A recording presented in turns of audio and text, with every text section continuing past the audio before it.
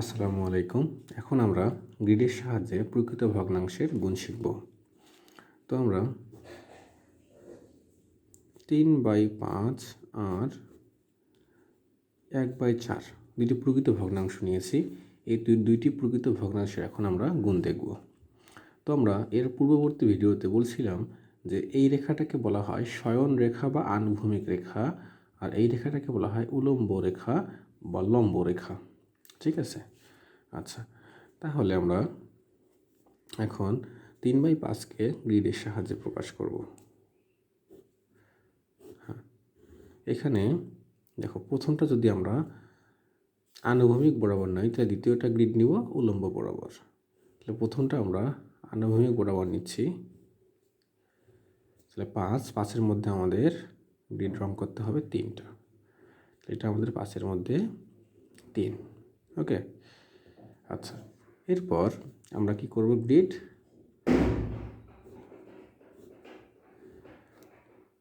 1/4কে গ্রিডের মধ্যে প্রকাশ করতেছি। তো এটা নিচ্ছি যেহেতু আনুভূমিক বরাবর, এটা নেব আমরা উলম্ব বরাবর। আমাদের 4টা হয়ে গেছে। তো 4টার মধ্যে আমরা রং করব কয়টা? এখন 4টার মধ্যে রং করব হচ্ছে আমরা 1টা। তাহলে 4টার মধ্যে 1টা।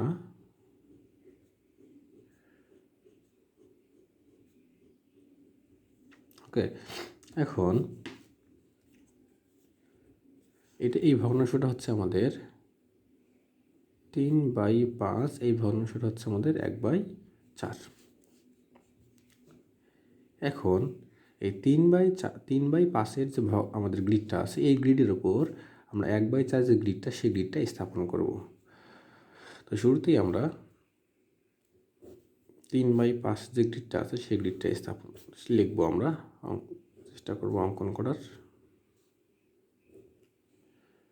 আচ্ছা, তাহলে এটা হচ্ছে আমাদের 3/5-এর গ্রিড। তো এই গ্রিডের উপর আমরা এই 1/4 আছে, এই গ্রিডটা এখানে স্থাপন করব। তো স্থাপন করতে গিয়ে তাহলে এখানে কি আছে? উলম্ব বরাবর 4টা কি আছে? আমাদের রেখা আছে, তাই না?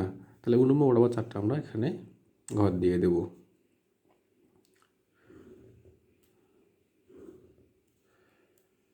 তাহলে আমাদের উলম্ব বরাবর 4টা ঘর হয়ে গেছে। এখন আমাদের এখানে কি ছিল? উলম্ব বরাবর 4টা ঘরের মধ্যে একটা ঘর রং করা ছিল, তাই না? তাহলে এখানে আমরা একটা ঘর রং করে নিব।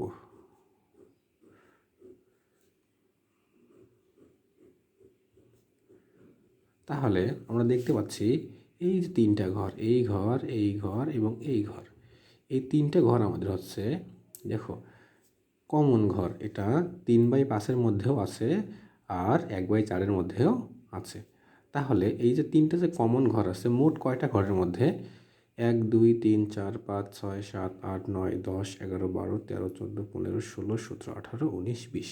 তাহলে আমাদের 20টা ঘরের মধ্যে মোট কমন ঘর হচ্ছে আমাদের 3টা। তাহলে এই গ্রিডটা হচ্ছে 3/20। তাহলে আমরা লিখতে পারি যে অতএব 3/5 গুণন 1/4 ইকুয়াল হচ্ছে 3/20। বুঝা গেছে বিষয়টা? এটাই হচ্ছে আমাদের গ্রিডের সাহায্যে প্রকৃত ভগ্নাংশের গুণ।